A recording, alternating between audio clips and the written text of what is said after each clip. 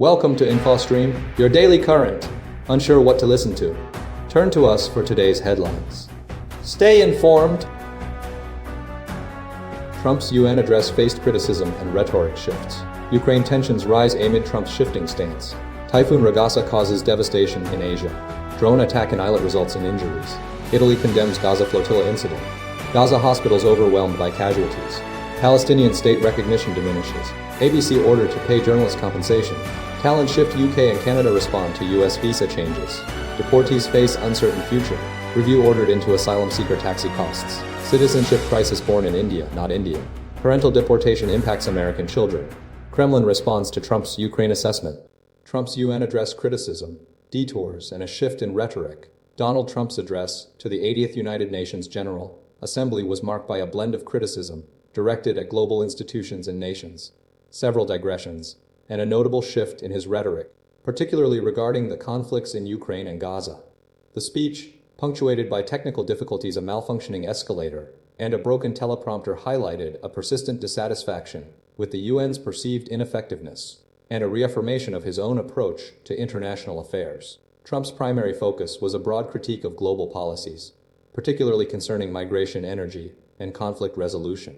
He accused the UN of funding an assault on Western countries through insufficient migration controls, advocating for a return to stricter border policies as a solution to societal challenges. He also questioned the efficacy of green energy initiatives, arguing they redistribute manufacturing activity from developed to developing nations. Regarding the ongoing conflicts, Trump lamented the lack of UN engagement, stating he ended 7 wars and never even received a phone call offering assistance.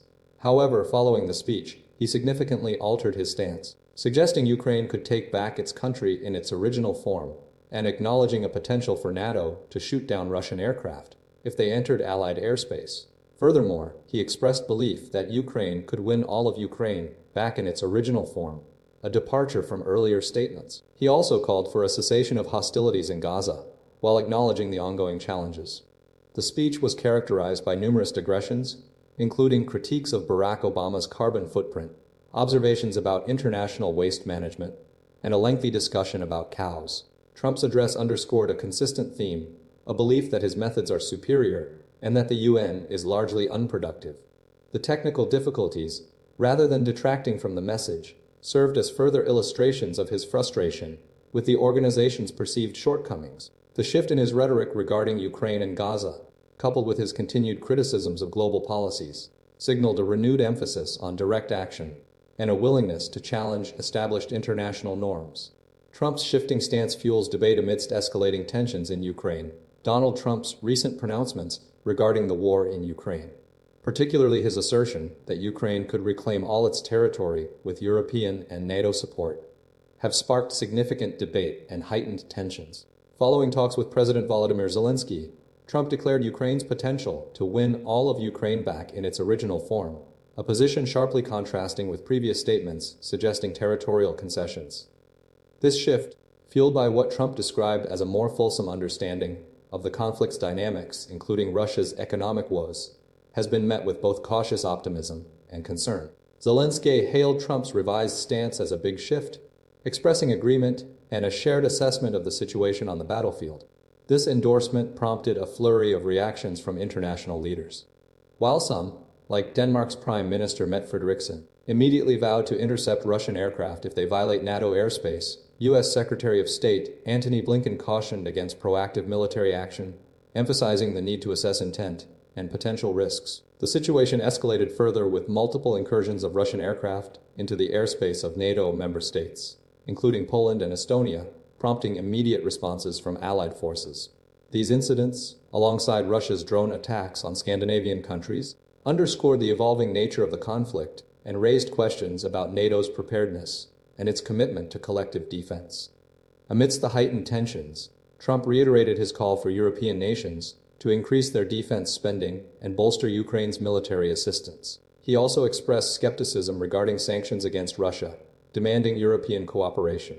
Despite the shift in rhetoric, the U.S. remains committed to supporting Ukraine through diplomatic channels and providing assistance, though the precise nature and extent of that support remain subject to ongoing discussion. The situation continues to be closely monitored by international observers and policymakers, with the potential for further escalation and shifting alliances. The U.S. position is a complex interplay of support for Ukraine, strategic considerations, and a desire to influence the conflict's outcome. Typhoon Ragasa devastation across Asia. Typhoon Ragasa, a powerful storm with hurricane force winds, has caused widespread devastation across southern China and the Philippines, highlighting the escalating threat posed by extreme weather events exacerbated by climate change. The typhoon, initially a Category 5 hurricane, has triggered evacuations, disrupted transportation, and inflicted significant damage on coastal communities. Approximately 2 million people in Guangdong Province, China, were evacuated before the storm's arrival, reflecting the region's history of facing severe weather. The typhoon impacted Hong Kong and Shenzhen, causing flooding, structural damage, and disruption to daily life. Notably, a natural dam failure in Taiwan's Hualien County resulted in the catastrophic release of 68 million tons of water, washing away a bridge and inundating surrounding areas. Across the Philippines, the typhoon caused at least 7 fatalities, primarily among fishermen, and prompted the evacuation of over 10 southern vessels to avoid the storm's path. The storm's intensity has underscored the vulnerability of coastal regions to increasingly powerful tropical cyclones. The situation in Hong Kong is particularly concerning, with the city's sophisticated drainage system struggling to cope with the volume of rainfall. The typhoon's impact has prompted calls for enhanced building codes and infrastructure resilience to mitigate future damage. Scientists emphasize that climate change is intensifying tropical cyclones, leading to greater wind speeds, heavier rainfall, and elevated sea levels. The frequency of extreme weather events is also increasing, posing a significant challenge to coastal communities worldwide. Ongoing cleanup efforts are underway in the Philippines, where the storm's aftermath is being compounded by another intensifying typhoon, Opang. Authorities are monitoring the situation closely and preparing for potential further disruptions. The events surrounding Typhoon Ragasa serve as a stark reminder of the urgent need for global action to combat climate change and bolster resilience in vulnerable regions. 20 injured in Eilat drone attack. A significant drone attack occurred in Eilat, Israel, resulting in 20 injuries, as reported by Israeli rescue services and the military. The incident, characterized as a strike by the Houthi group, involved a drone launched from Yemen, targeting the popular tourist destination on the Red Sea coast. Initial reports indicated the Houthi group hadn't formally claimed responsibility, though the attack aligns with their ongoing campaign of aggression. Israeli military forces, alongside police, responded swiftly, dispatching troops to the area and initiating evacuations. A helicopter was deployed to transport the wounded to Yoseftal Hospital, where 2 individuals sustained serious limb injuries. Air raid sirens sounded throughout the town, prompting residents to seek shelter in protected areas for 10 minutes. The attack follows a pattern of recent drone strikes against Eilat, including one last week impacting the town's hotel area, and another in September that struck Rayman Airport. These attacks are part of a broader strategy by the Iranian-backed Houthi group to demonstrate solidarity with Palestinians in Gaza and to target maritime vessels in the Red Sea.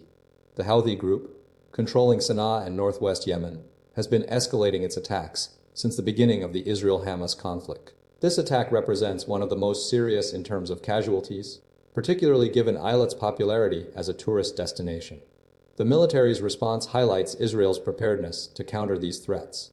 The ongoing conflict has intensified regional tensions, with Israel retaliating against Houthi-controlled areas in Yemen, including Hudaydah. Recent reports detail further casualties from Israeli airstrikes in Sana'a and Al-Jawf province, alongside the reported death of the Houthi prime minister.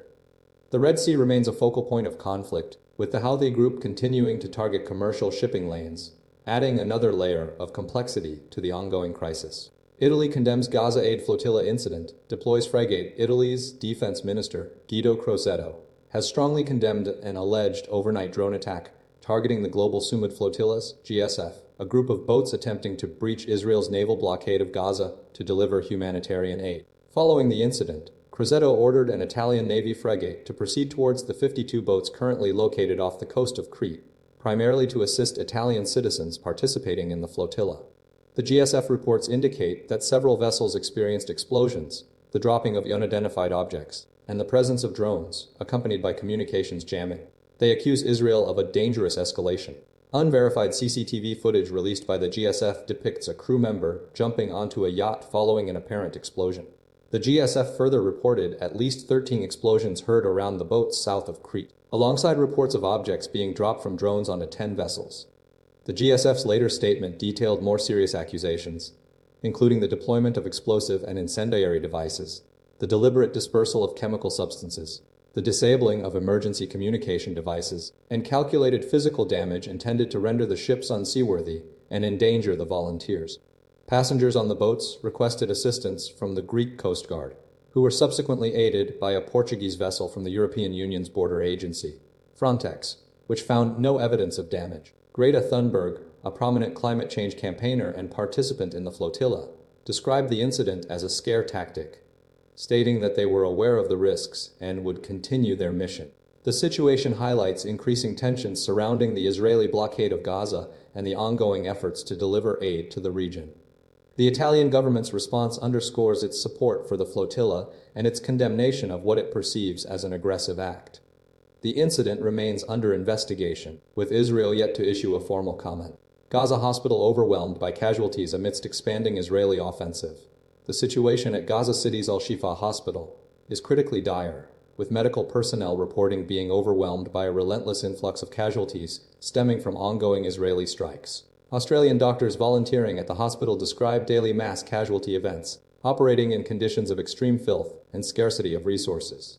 Minimal to no anesthesia is available, and surgeons are forced to perform operations on severely wounded patients with exposed tissue and organs. A recent example involved the emergency cesarean birth of a 9-month-old baby after the pregnant woman's head was blown off by an Israeli strike. Israeli forces are advancing into Gaza City, now just 500 meters away, 40 feet from the hospital, as part of a broader offensive aimed at defeating Hamas and securing the release of hostages. Tank movements are reported from the south and northwest, exacerbating the situation for civilians. Continuous air and artillery attacks, alongside drone and remotely driven vehicle assaults, are displacing tens of thousands of Palestinians daily. Al-Shifa Hospital, once the largest medical complex in the Gaza Strip, is now severely damaged, with burned-out wards and bullet holes. The hospital's infrastructure is crumbling, and supplies are critically low. The medical staff are working beyond their limits, prioritizing life-saving procedures amidst unimaginable circumstances. A 6-year-old boy with a fractured arm and leg endured a 3-day wait for an operation due to the surgeon's focus on more critical cases. Approximately 320,000 to 640,000 Palestinians have fled northern Gaza since mid-August, highlighting the escalating displacement caused by the ongoing conflict. The humanitarian crisis within Gaza is intensifying, with limited access to medical supplies and a constant threat of further attacks. The medical personnel are facing immense psychological strain while attempting to provide care in a chaotic and devastating environment. The focus remains on immediate life-saving interventions, while grappling with the immense scale of suffering and destruction. Gaza Aid cites a pattern of casualties and allegations, and the recent news coverage centers on the tragic events surrounding aid distribution sites in Gaza, primarily operated by the GHF, and the resulting casualties. The core issue revolves around allegations of Israeli military involvement in the deaths of hundreds of Palestinians seeking food assistance. The IDF denies these claims, asserting that the figures are inflated and based on anti-Semitism. However, numerous eyewitness accounts and whistleblower testimonies paint a different picture. Several key figures have emerged. The GHF, a logistical operation, has been criticized for its chaotic and poorly planned nature, with aid sites functioning as militarized zones. Israeli soldiers, including whistleblower Michael, admit to using warning shots designated red lines to control crowds, but acknowledge that lethal force was deployed when Palestinians disregarded these warnings. Another whistleblower, John, a GHF logistics subcontractor, corroborates this account, describing a situation where soldiers faced 1,000 people attempting to access aid. The UN High Commissioner for Human Rights, Volker Turk, has strongly condemned the actions, stating that the deaths constitute a grave breach of international law. He emphasizes the urgent need to hold those responsible accountable. The IDF acknowledges civilian harm, but maintains that it has implemented updated instructions to its forces. Numerous Palestinian eyewitnesses, including grieving Father Reem and her friend Mose, provide detailed accounts of the violence. Satellite imagery and open-source intelligence analysis, combined with ballistic assessments, support these testimonies. The situation underscores the desperate conditions faced by Gazans and the complex challenges of delivering humanitarian aid in a conflict zone. The ongoing Israeli offensive aims to displace 1 million people from Gaza City, further complicating the humanitarian landscape. The core issue remains unresolved, highlighting the critical need for independent investigations and accountability. Recognition of a Palestinian state, a diminishing hope, The growing number of states recognizing a Palestinian state, currently at 160, reflects a complex geopolitical situation driven by events in Gaza and shifting domestic pressures. While the prospect of a viable Palestinian state remains distant, the recognition represents a diplomatic effort to revive the two-state solution. Key players include the Palestinian Authority under President Mahmoud Abbas, with Hussein el-Sheikh as his deputy, and the increasingly popular Marwan Barghouti, despite Israeli efforts to detain him. Motivations for recognition are multifaceted. European nations, influenced by large pro-Palestinian demonstrations and public opinion, are responding to the humanitarian crisis in Gaza. France under President Emmanuel Macron has prioritized ending the conflict and establishing a Palestinian state, contingent on demilitarization and Israeli acceptance. However, the United States, under President Donald Trump, and continuing to be supported by his successor, opposes recognition, arguing it rewards terrorism and undermines Israel's security. The U.S. has consistently vetoed any Security Council resolutions supporting Palestinian statehood and continues to back Israel's military campaign in Gaza and its expansion of settlements. Conditions attached to recognition include calls for Palestinian Authority reform, fresh elections within a year of a Gaza ceasefire, and a commitment from Hamas to end its rule and disarm. The Palestinian Authority must also recognize Israel's right to exist. Despite the growing number of recognitions, the two-state solution hangs by a thread. Israel's ongoing occupation, expansionist plans, and the deteriorating situation in Gaza significantly diminish the possibility of a viable state. The U.S. remains the sole actor capable of influencing Israel's approach, but there are no indications of a shift in policy. The recognition movement, while significant, is ultimately attempting to counter a deeply entrenched reality.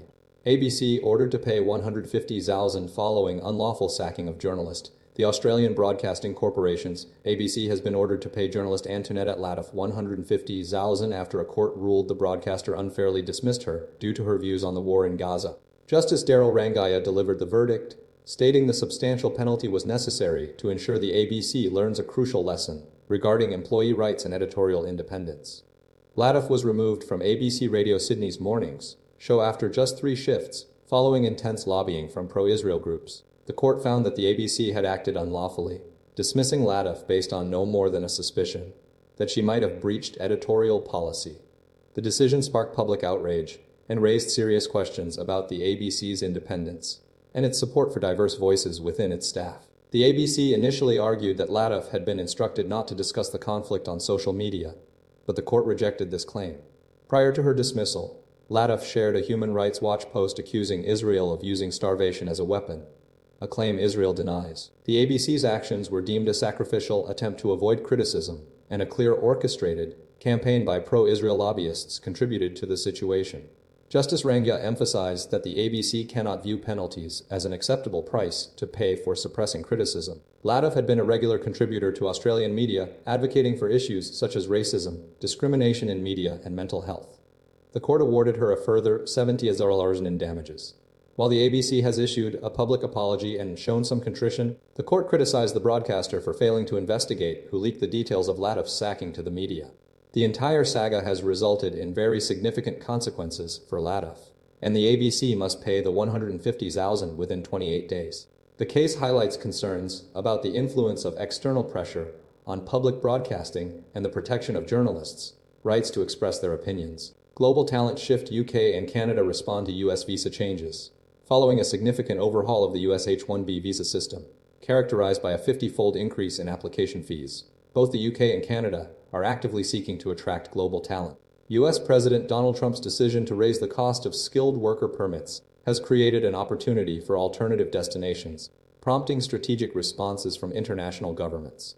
The US move, intended to limit the influx of foreign workers, has triggered a scramble among tech companies and international graduates seeking employment opportunities.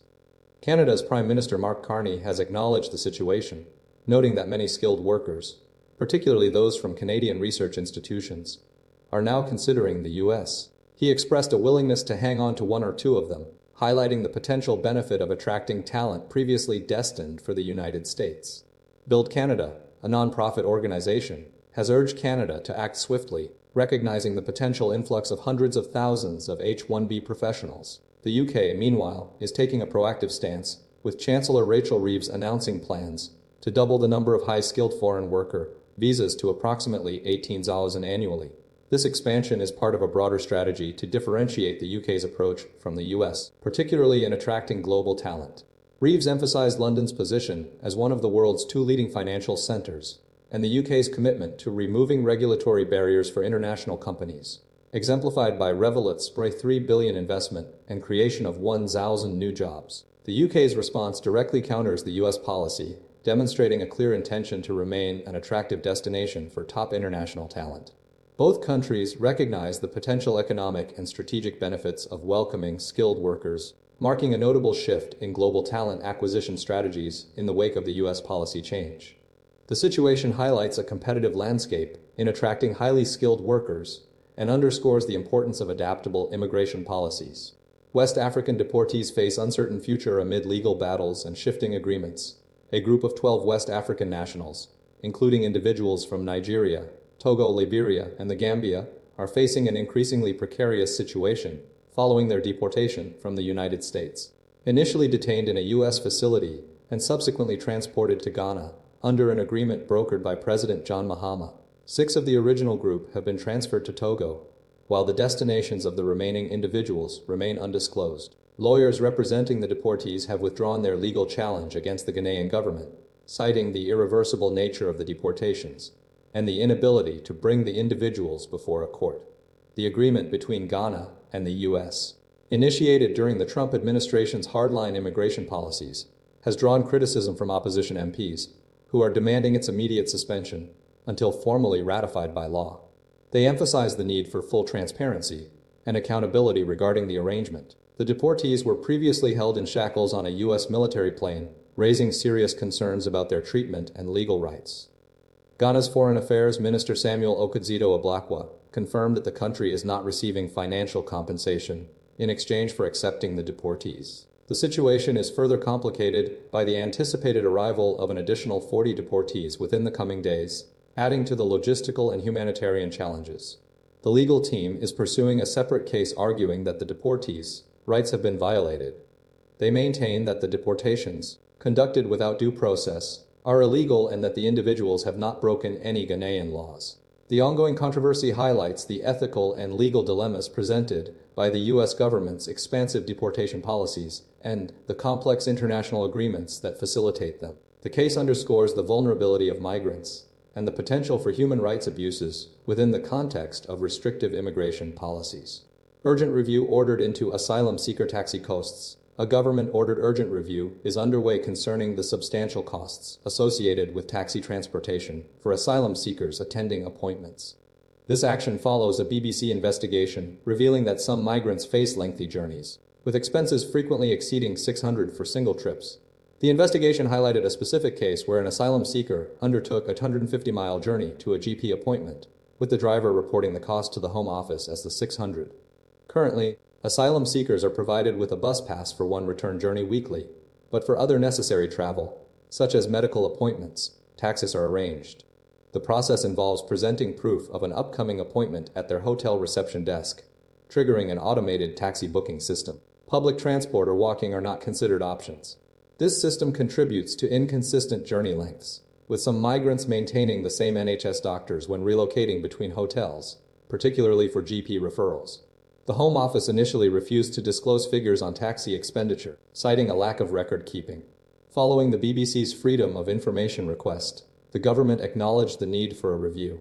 Work and Pensions Secretary Pat McFadden concurred that the system warrants investigation, stating he was unsurprised by the issue's prominence. Housing Minister Matthew Pennycook agreed that the extensive taxi journeys are questionable, emphasizing that asylum seekers are not typical citizens utilizing public transport. The government intends to examine the specific cases and address the inefficiencies within the current arrangement, aiming to optimize the process and reduce unnecessary travel expenses for asylum seekers. The review's objective is to determine the root causes of these long journeys and implement changes to ensure a more streamlined and cost-effective system for accessing essential services. Born in India, but not Indian, a crisis of citizenship. The case of Bahisan Ravindran highlights a growing crisis concerning the citizenship status of thousands of Sri Lankan Tamil refugees born in India.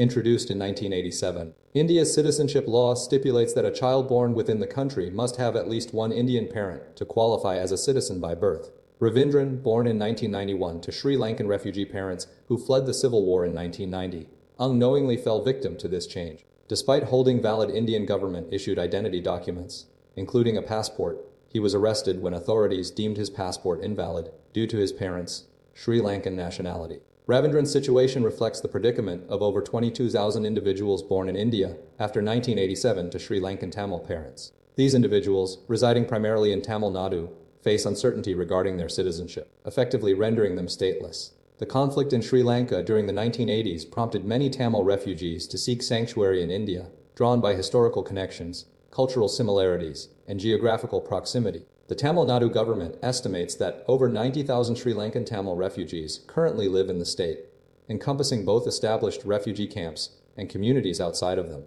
Ravindran's response to the situation is telling, upon learning that automatic citizenship by birth was no longer guaranteed. He immediately pursued citizenship through naturalization. However, this process has delayed his recognition. The case underscores a significant legal and humanitarian challenge, prompting questions about the rights and status of a vulnerable population within India. The ongoing situation emphasizes the need for a reassessment of citizenship laws and their implications for refugees and their descendants.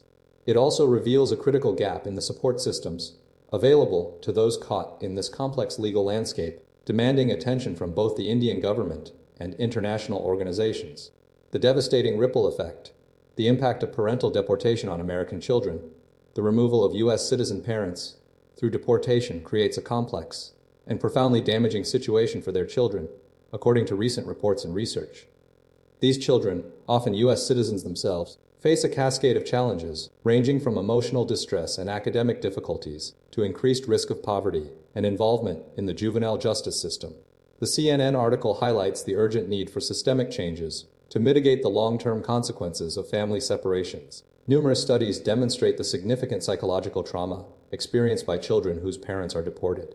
Feelings of abandonment, grief, and anxiety are common, often leading to depression, behavioral problems, and difficulty forming healthy relationships. The disruption of family routines and support networks further exacerbates these issues.